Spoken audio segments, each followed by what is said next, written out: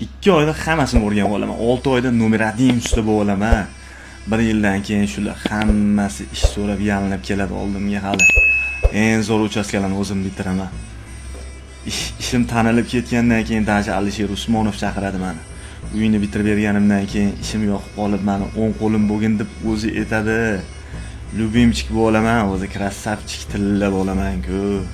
Toshkentda birinchi marta o'zini kuchi bilan 15 yoshli milliarder chiqqanini Toshkent his qiladi hali.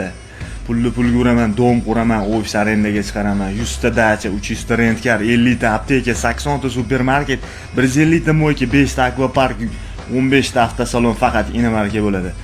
Oyiga dollarda 5 million topadigan bola men bo'laman. Laqabim Javoh magnat bo'ladi. 5 million so'mda qancha bo'lardi? Endi nima farqi bor? Pul meniki-yu baribir. Yiqilganimda meni tutib qolganlar. Mahkam o'sha endi uchamiz. Shuncha aql qatdan keladi menga o'zi hayronman. Nima qilurman o'zi bu yerda? Temuriylar sulolasidanmikin mana? Hayron qolaman-da gohida. Endi ne urasan, ho'kiz hali qo'limda ishlashingni o'yla, pul olishingni o'yla.